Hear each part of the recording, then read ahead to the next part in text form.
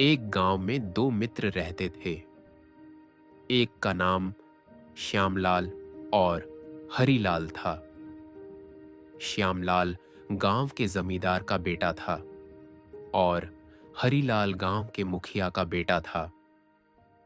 उसी गांव में श्यामू रहता था, जो बहुत ही गरीब किसान का बेटा था। गांव के बाहर जंगल में एक भूतिया हवेली थी। हरीलाल और श्यामलाल बहुत ही घमंडी थे, जो श्यामू का रोज मजाक उड़ाते थे। एक दिन हरीलाल ने श्यामलाल से बोला, क्यों ना हम श्यामू को उस भूतिया हवेली में फंसा दें। तभी श्यामू आया और बोला, मित्र, आप मुझे यहाँ क्यों बुलाए हो? श्यामू, चलो हम आज जंगल में घूमने चलते हैं। श्यामू बोलता है, ठीक है, पर हम जल्दी वापस घर आ जाएंगे। मुझे जंगली जानवर और भूत से डर लगता है। तभी तीनों जंगल की ओर निकल पड़ते हैं। काफी समय बीत जाता है, पर तीनों जंगल की ओर बढ़ते ही जा रहे थे और उधर हरीलाल मन ही मन सोच रहा था कि श्यामू को जंगल में फंसाकर ही आएंगे आज।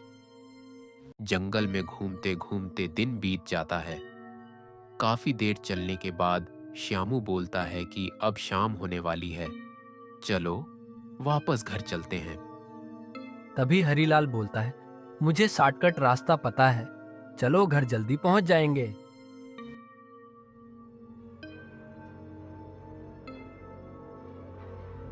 तभी श्यामू उसी भूतिया हवेली की तरफ चल पड़ता है और अचानक श्यामू को छोड़कर वह दोनों गांव की तरफ वापस भाग लेते हैं। तभी श्यामू जंगल में भटकते भटकते भूतिया हवेली में पहुंच जाता है।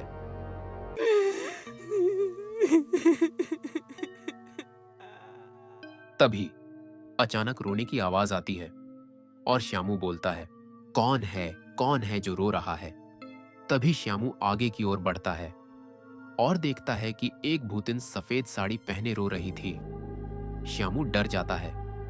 श्यामू किसी तरह हिम्मत करके पूछता है कि आप क्यों रो रही हो?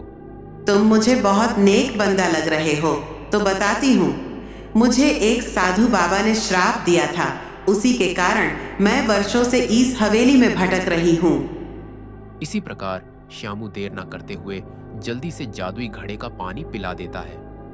तभी भूतिन बोलती है कि बेटा, ये लो सोने के सिक्कों से भरा हुआ जादुई घड़ा, और तुम इसकी मदद से जल्दी घर पहुंच जाओगे। जल्दी करो श्यामू, नहीं तो 12 बजते ही मेरा बहुत तेज खून पीने का मन करता है। तभी श्यामू जादुई घड़े की मदद से अपने घर पहुंच जाता है और पूरी कहानी अपने पिताजी से बताता है। इसी प्रकार से श्यामू गांव का सबसे अमीर व्यक्ति बन जाता है। इसी तरह कहानी देखने और सुनने के लिए सिंटल टून्स हिंदी को सब्सक्राइब करें।